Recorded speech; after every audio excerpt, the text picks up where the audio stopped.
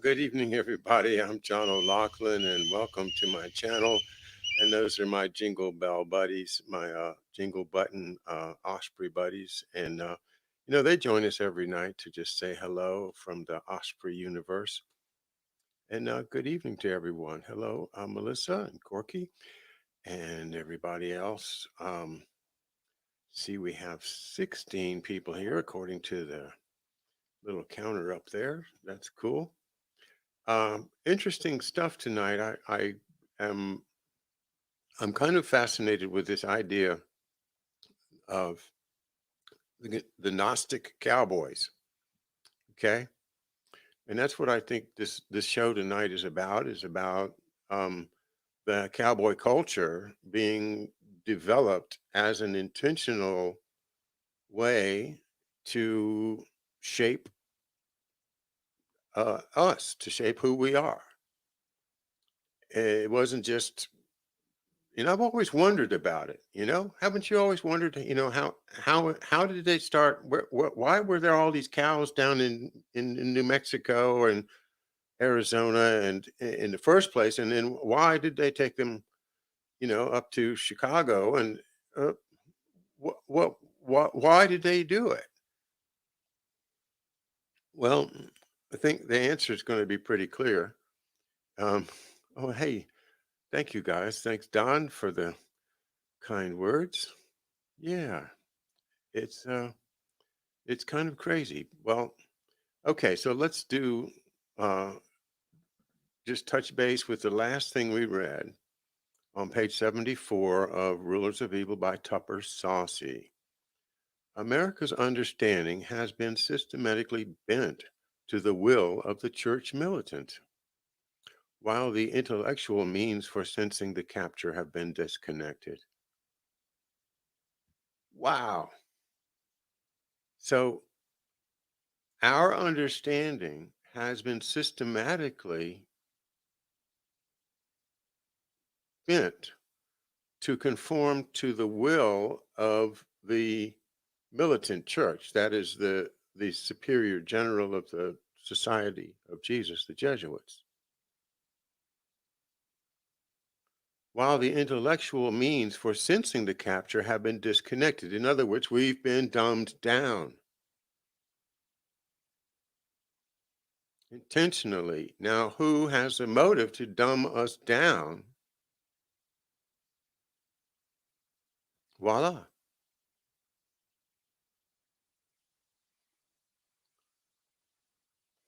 Most of the content of modern media, whether television, radio, print, film, stage, or web, is state of the art Jesuit ratio studiorum.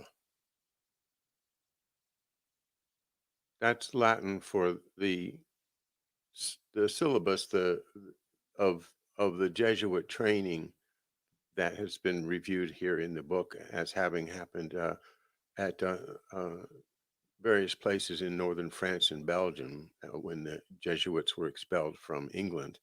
Anyway, back to the text. The Jesuit College is no longer just a chartered institution. It has become our entire social environment: the movies, the mall, the school, the home, the mind. Human experience has become a spiritual exercise managed by a charismatic spiritual directors who know how to manipulate a democracy's emotions. Logic, perspective, national memory, and self discipline are purged to the point that, quote, unbridled emotional responses, as economist Thomas Sowell put it, and I trust you're familiar with Thomas Sowell, are all we have left. Unbridled emotional responses are all we have left, quote unquote.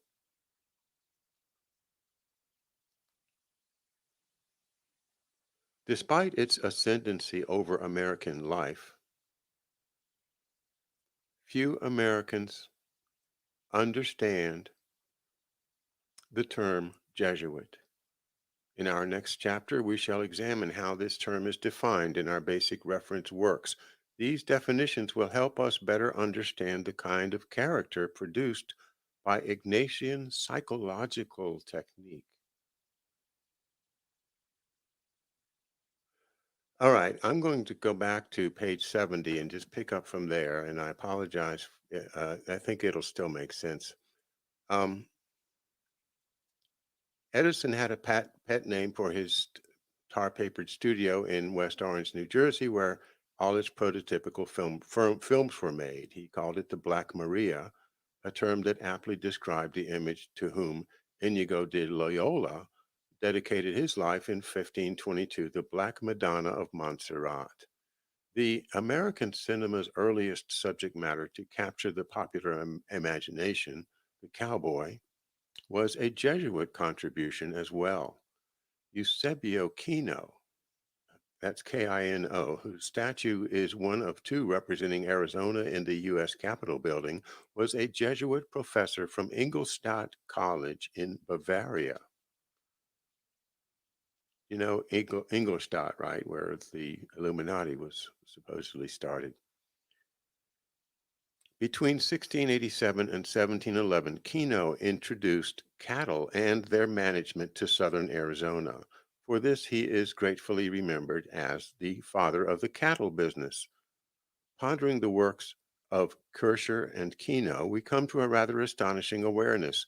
Kino's Cowboys, as projected through Kircher's magic lantern, indoctrinated America's earliest movie audiences with the underlying message of Jesuit theater and Roman Catholic theology that knowing and obeying Scripture is not necessary in comprehending the ways of good and evil or in doing justice under natural law. There, that is where we stopped. Using cinema and radio to unite Catholic laypersons with the Roman hierarchy, the church hierarchy, was a main purpose of Catholic Action. Catholic Action was inaugurated in 1922 by Pius XI, whose two confessors, Fathers Aliciardi and Celebrano, were Jesuits. The first pope to install a radio station at the Vatican in 1931 and to establish National Film Review offices in 1922, Pius XI ordered Catholics into politics. In the letter Peculiari Quadam, translated into English as containing the flock, he warned that the men of Catholic Action would fail in their duty if, as opportunities allow it, they did not try to direct the politics of their province and of their country. Well, hello, Wild Bill Donovan.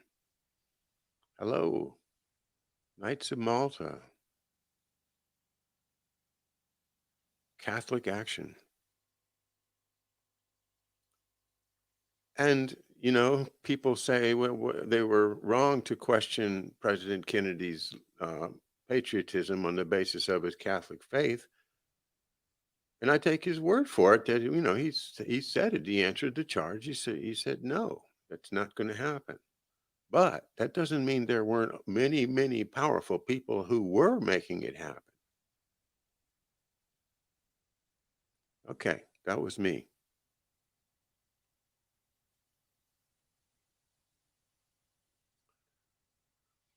The men of Catholic Action did try. Their first major effort was to employ Black Pope Vladimir Ledachowski's strategy of bringing the Catholic nations of Central and Eastern Europe together into a pan-German federation. To head the federation, Ledachowski required a charismatic leader charged with subduing the communistic Soviet Union on the east, Protestant Prussia, Protestant Great Britain, and Republican France on the west. Ledachowski chose the Catholic militarist Adolf Hitler, who told Bishop Bernard of Osnabrück in 1936 that, quote, there was no fundamental difference between National Socialism and the Catholic Church. Had not the Church, he argued, looked on Jews as parasites and shut them in ghettos, I am only doing, he boasted, what the church has done for 1,500 years, only more effectively. Being a Catholic himself, he told Berning he, quote, admired and wanted to promote Christianity, unquote. To promote Christianity as taught him by Roman Catholicism, Hitler appointed Leni Riefenstahl to create the greatest fascist films ever produced.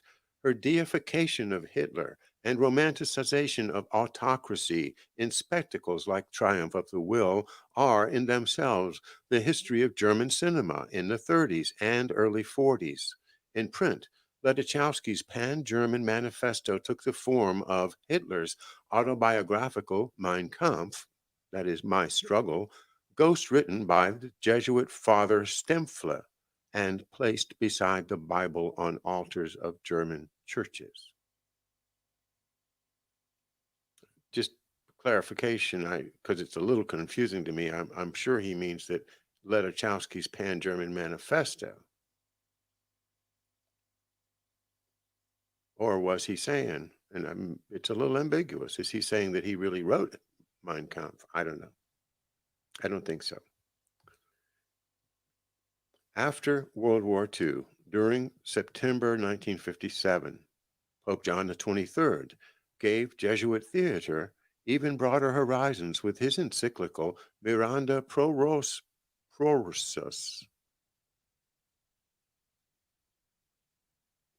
That doesn't look right. Miranda Prorsus. Looking ahead, saying, men must be brought into closer communion with one another. They must become socially minded. These technical arts, parentheses, cinema, sound broadcasting, and television, close parentheses, can achieve this aim far more easily than the printed word. The Catholic Church is keenly desirous that these means be converted to the spreading and advancement of everything that can be truly called good. Embracing, as she does, the whole of human society within the orbit of her divinely appointed mission, she is directly concerned with the fostering of civilization among all peoples. To Catholic film producers and directors, Miranda Prorsus delivered, quote, a paternal injunction not to allow films to be made which are at variance with the faith and Christian moral standards. Should this happen, which God forbid, then it is for the bishops to rebuke them and, if necessary, to impose upon them appropriate sanctions. John the 23rd urged that Pius XI National Film Reviewing Offices, quote, be entrusted to men who are experienced in cinema, sound broadcasting, and television, under the guidance of a priest specially chosen by the bishops. At the same time, we urge that the faithful, and particularly those who are militant in the cause of Catholic action, that is, Jesuits and their proteges, be suitably instructed so that they may appreciate the need for giving to these offices their willing, united, and effective support. In 1964, Pope Paul VI amplified Miranda Prorsus with the decree Inter Mirifica, among the wonders, saying, quote, it is the church's birthright to use and own the press, the cinema, radio, television, and others of a like nature, unquote. Pope Paul VI cited, quote, a special responsibility for the proper use of the means of social communication, which rests on journalists, writers, actors, designers, producers, exhibitors, distributors, operators, sellers, critics, all those, in a word, who are involved in the making and transmission of communications in any way whatsoever. They have power to direct mankind along a good path or an evil path by the information they impart and the pressure they exert. It will be for them to regulate the economic, political, and artistic values in a way that will not conflict with the common good. Unquote. That's from Paul VI. The quality of entertainment's content was decreed in a section of Inter Mirifica, encouraging, quote, the chronicling, the description, or the representation of moral evil, which can, with the help of the means of social communication and with suitable dramatization, lead to a deeper knowledge and analysis of man and to a manifestation of the true and the good in all their splendor, unquote. Emboldened by this papal decree, social communicators since 1965 have pushed the constitutional guarantees of free speech to the limit by chronicling, describing, and representing moral evil with such progressively vivid, repulsive, prurient, yet often appealing detail that entertainment has become, in the opinion of many, a veritable technological how to of moral evil. It clearly does not lead audiences to a deeper appreciation of Holy Scripture. This fact identifies entertainment today as a successful Jesuit theatrical mission. I'm going to take a short break.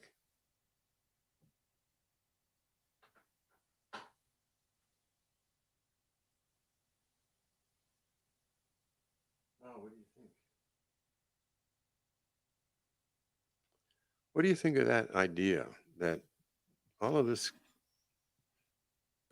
crap they put on television is about moral evil and showing us, it's all, gosh, it's all about, special victims and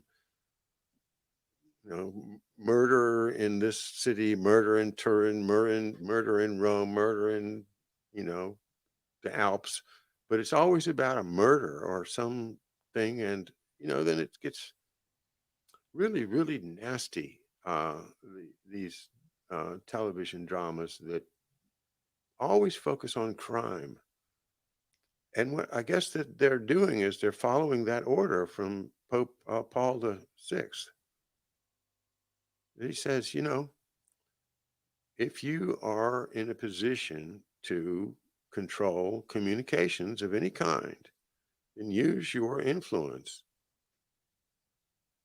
to teach the good. And by making examples of moral evil, then the goodness shines better. So if you fill my head with evenings of,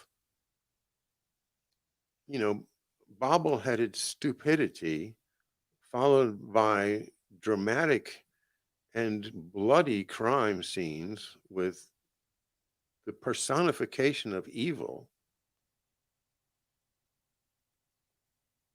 and then I go to bed and sleep on it, you know, does that affect me? Does it, more importantly, does it affect everybody? Is it a means of controlling our emotions and our thoughts? Or just plain keeping us stimulated to the point where we don't think through the illusions? That's the way the magic works with the diversions. Yeah, there you go. Andy's got it.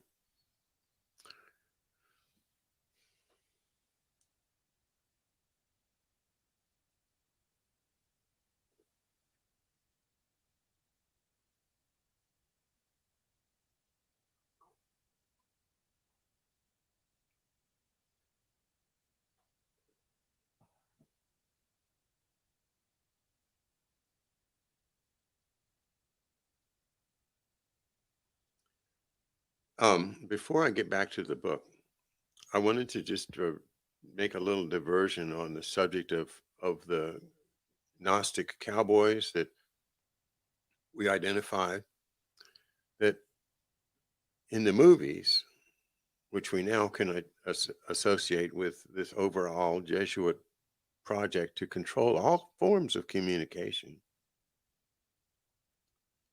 they created a heroic figure that does not need scripture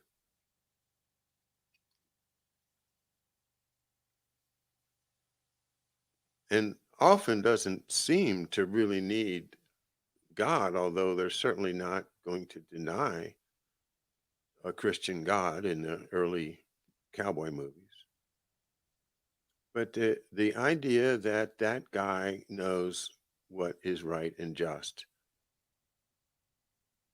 and justice comes out of the barrel of a gun. That's not necessarily a Jesuit mind control trick. That seems to be consistent with the way people thought back then. But yeah, no, here this is to me the construction of a character like this. This is really uh, I am this man here, Clint Eastwood. He does not need God to know what to do, and that is where I think we need to have an important conversation in terms of are we abandoning our basic Christian values in this country in order to what to please the bankers that run everything from behind the scenes? Oh, great. Real cowboys are modest, it says. Yeah. Well, anyway, I wanted to just make a couple of comments about the origin of cowboys as revealed in the book we just read, which I have checked that, and that does ring true that it was a Jesuit project from the beginning. And then think about this: um, why the why did the Jesuits want to start cattle ranching in a place where there's wild game, there's but and the herds of buffalo are just incredibly huge, in the plains, right? But granted, they're down in the desert or in Southwest. But why? I mean, there's no water there. It just doesn't make sense. But from there, they created this trail where the cattle would be driven up to the markets and wherever they were going at the particular time. The book Lonesome Dove is very good about this. You get a picture of the toughness of the life in that scenario and on those cattle runs. But this what I was thinking was the whole thing was a big ripoff of the American people because of the fact that if we had just let the buffaloes roam, the Indians could have had free food forever. And we wouldn't have had to buy the beef from the cattle farmers. And the cattle farmers, who must have gotten a stake from somebody to buy the land and the initial investments, are now investing in this process of sending little cows on a trail that they have to march up, 1,000 miles.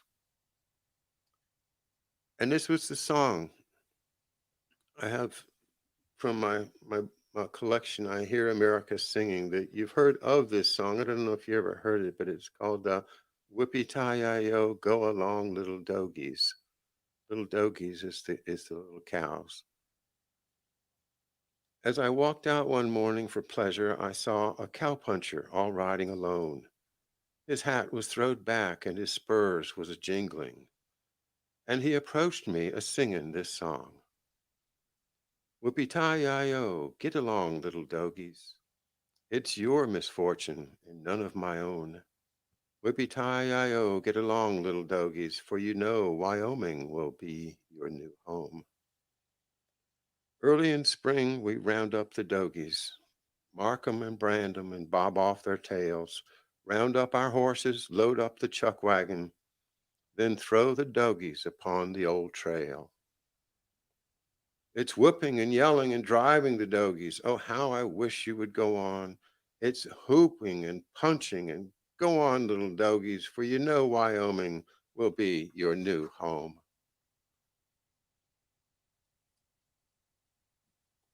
When the night comes on and we hold them on the bed ground, these little doggies that roll on so slow, roll up the herd and cut out the strays and roll the little doggies that never rolled before.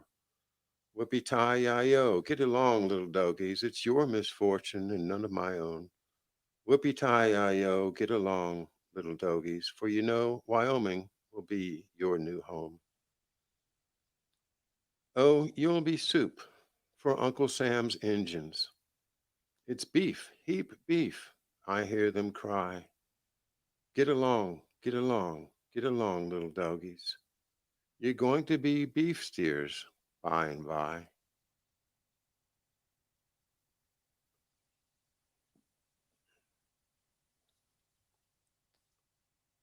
So, my point there is this was a crazy racket, and the whole idea of getting us addicted to, uh, beef instead of the free food that was there. You can go and buy a pound of buffalo meat. It's just about as easy as you can buy a pound of hamburger at this point. Might cost a little more, not much anymore, but they're farming it. So, what was wrong with free food? Okay, so there's where I was going with that, and the tragic life of the little cows, and the cowboys that had to do it because they didn't have any choice, and we romanticize that whole thing in movies about heroes that know they know in their heart because they wear the white hats.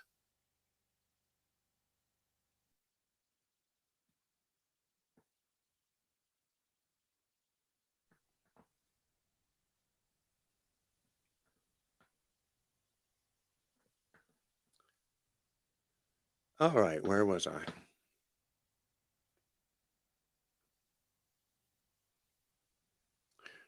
During its 4 centuries of existence, the Jesuit educational theatrical enterprise has produced a proud, poised, and imaginative graduate. He or she is enlightened by the Medici Library's humanities, facile in world matters, moved by theatricality, and indifferent toward Holy Scripture. Producing Jesuitic graduates has become the aim of modern public education, despite the heavy price of ignoring Scripture, which, as Luther warned and the Columbine murders attest, has indeed turned the public schools into widening gates of hell. Jesuit theater and the spiritual exercises, whose original purpose was to bring human understanding into papal subservience through esoteric emotional experiences, have evolved into the full panoply of contemporary social communication. The great objective of obscuring scripture has operated to discourage the formal study of the basics of which the Bible is the cornerstone: literature, science, and history. Research by the National Association of Scholars, the NAS, of U.S. News and World Report's annual listing of America's best colleges disclosed startling figures. In 1914, nearly all these institutions had required courses in English composition. By 1964, the figure was 86%. In 1996, 36%. In 1914, 82% of the colleges and universities had traditional mathematics requirements. By 1964, only 36% did. By 1996, 12%. Well, they go on with a number of other similar statistics. The day is approaching perhaps when the only historians,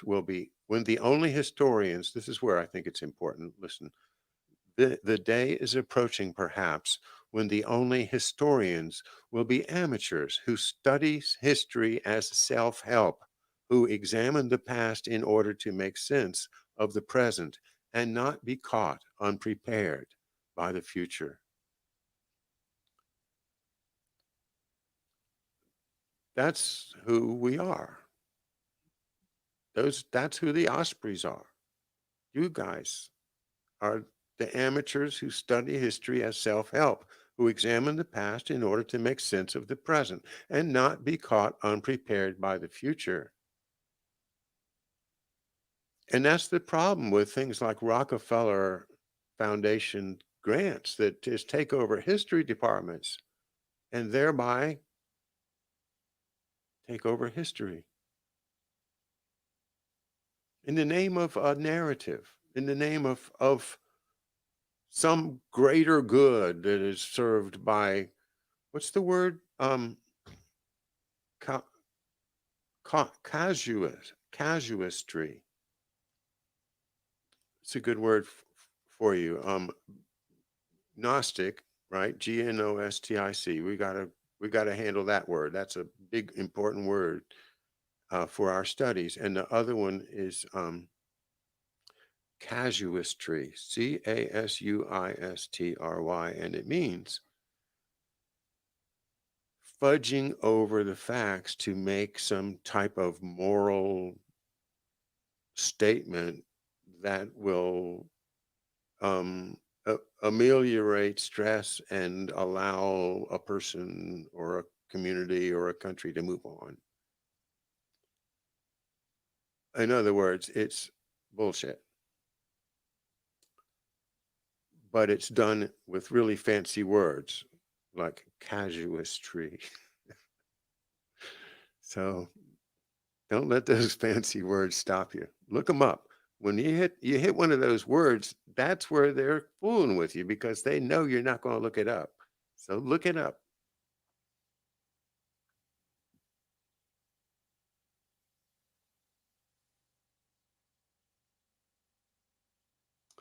America's understanding has been systematically bent to the will of the church militant, while the intellectual means for sensing the capture have been disconnected.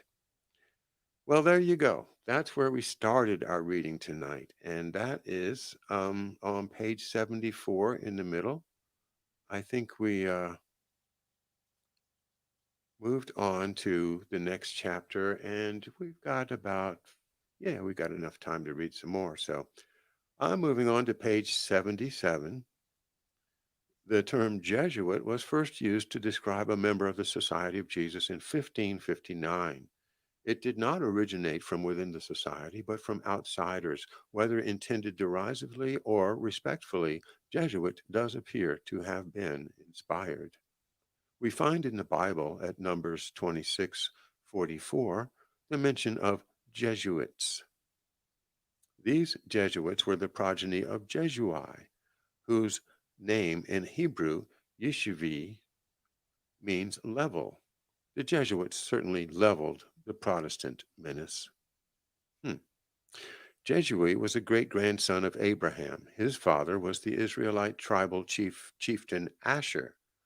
At Genesis 49:20, Asher's posterity is divinely prophesied to, quote, yield royal dainties, that is, delights. Their uniquely privileged access to the minds and wills of kings has certainly enabled the Jesuits to yield copious harvests of royal delights. But in fulfilling their scriptural prophecy, the Jesuits seem to have alienated themselves from people who use the English language. This does not disappoint St. Ignatius. Let us hope, he once wrote, that the society may never be left untroubled by the hostility of the world for very long. America's first indigenous dictionary was compiled by Noah Webster and published in 1828. His American Dictionary of the English Language reflects the place held by Jesuits in the opinion of a public whose senior citizens had brought forth the Declaration of Independence and the Constitution. Parentheses, Webster himself was 41 when the Constitution was ratified.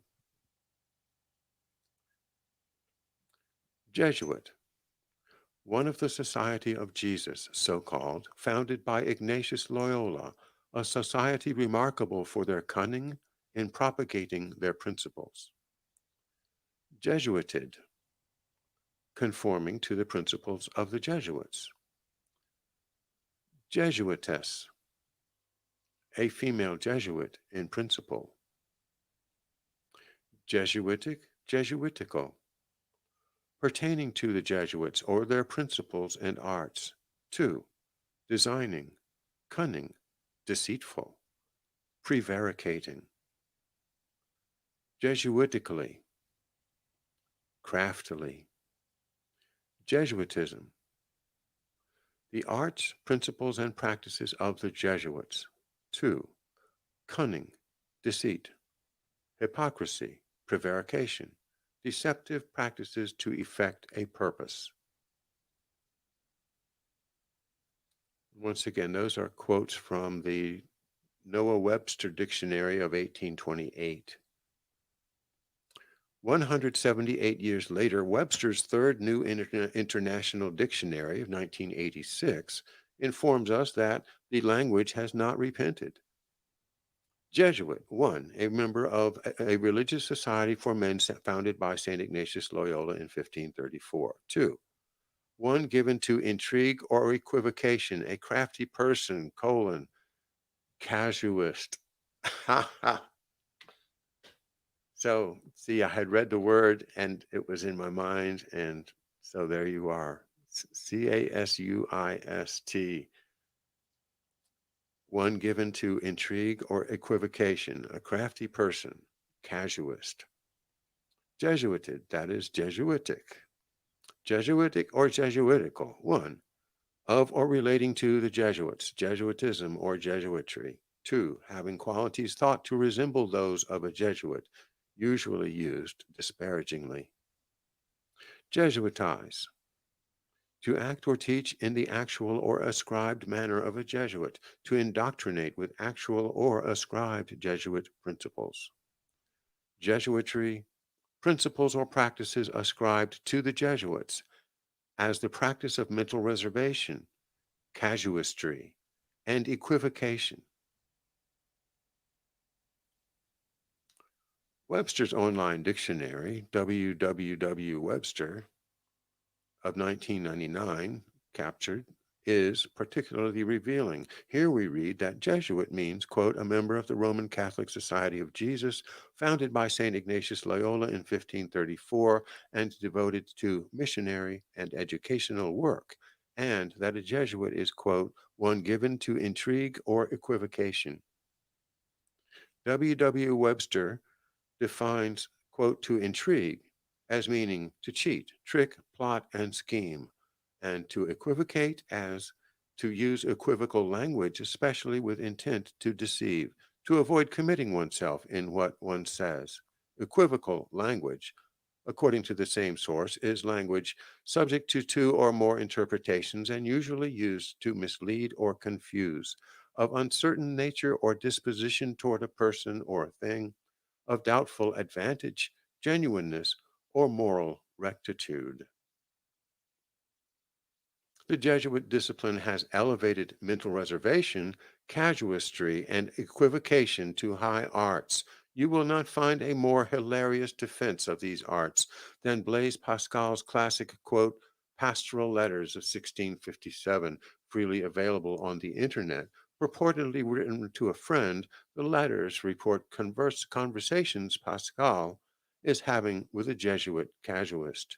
The Jesuit defends his arts thusly, quote, men have arrived at such a pitch of corruption nowadays that, unable to make them come to us, we must even go to them.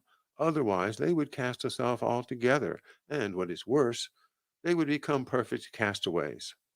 It is to retain such characters as these that our casuists have taken under consideration the vices to which people of various conditions are most addicted, with the view of laying down maxims which, while they cannot be said to violate the truth, are so gentle that he must be a very impracticable subject indeed, who is not pleased with them.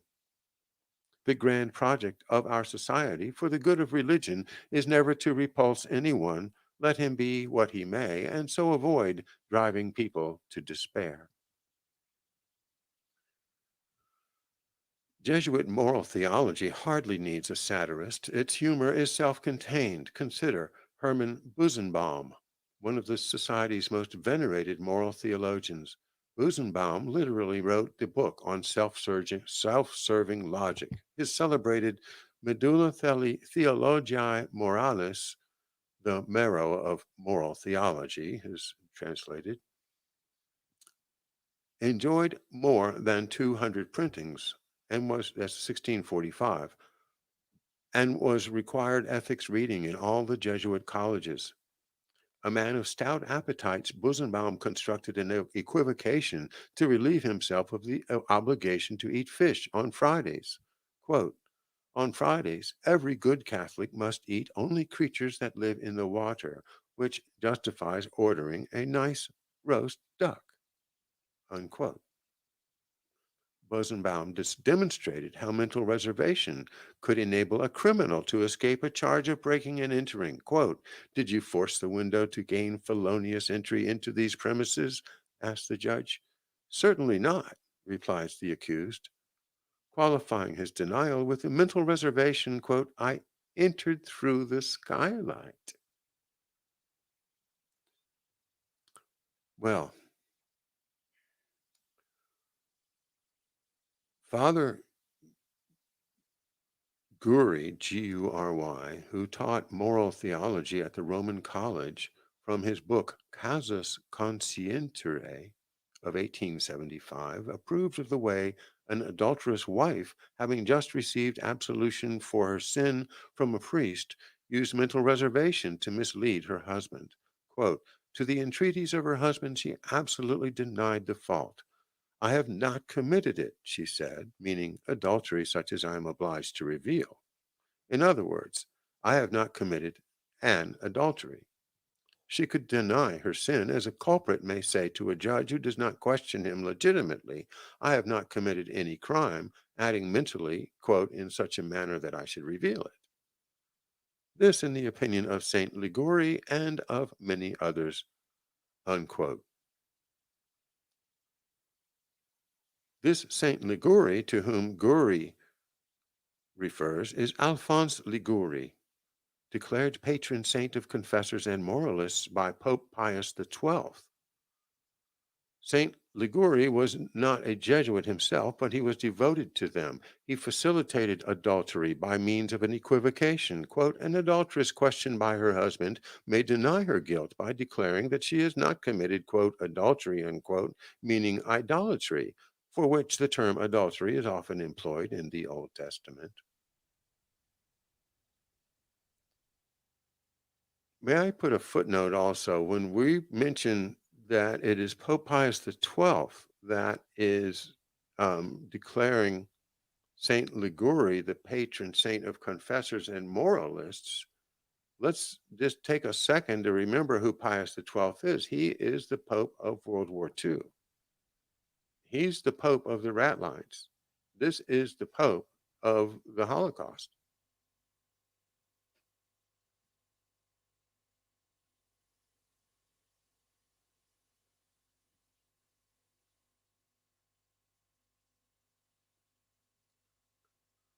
Casuistry is the process of applying moral principles falsely in deciding the rights or wrongs of a case. The word casuistry comes from cases. W. W. Webster equates casuistry with rationalization, quote, to cause something to seem reasonable, to provide plausible but untrue reasons for conduct, unquote. May I now resonate the word plausible with you? Plausible deniability, the mission of CIA special operations must be conducted with plausible deniability. Does this tell us anything about who is pulling the strings at the CIA ultimately? I don't know, but it's an intriguing way to look at things, isn't it?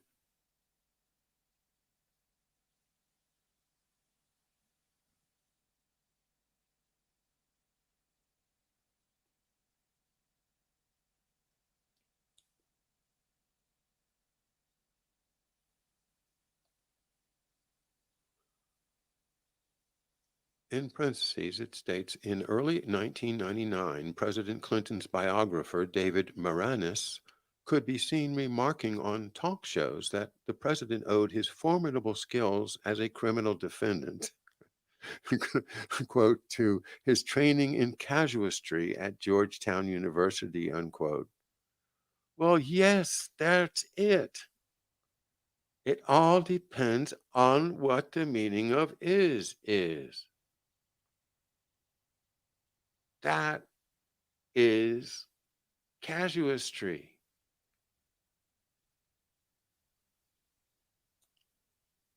Now you see what it is. Now you're going to recognize it in the world around us. You're going to say, ah, that could be casuistry. What's that? Oh yeah, that's the deception. That's the distraction. The magician's sleight of hand covering up the real action.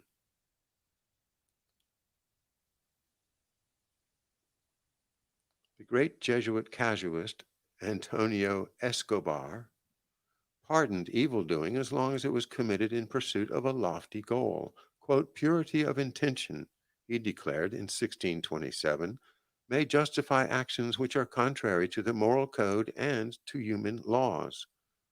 Hermann Busenbaum ratified Escobar with his own famous maxim, cum finis est licitus, etiam media sunt licita.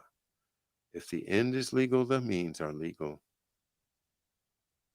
Escobar and Busenbaum boil down to the essential doctrine of terrorism, quote, the end justifies the means, unquote.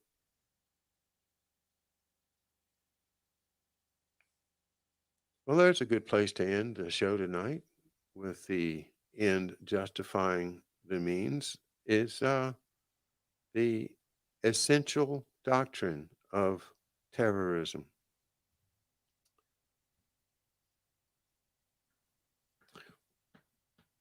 Heavy stuff, well written, a case that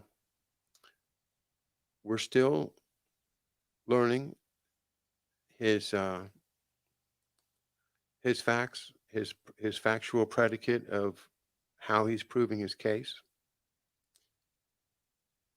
I'm with him. I think he's doing a great job.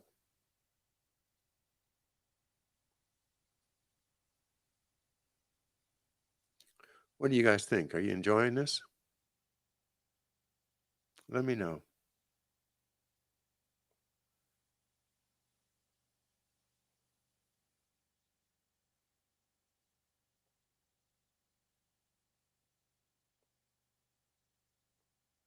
Okay, yeah. If you're not doing anything else after the show, go over to Screaming Ospreys, and we've got 3 channels of my most select recent reruns from my show, from my book readings, and you can see Dave Underdown is on right now.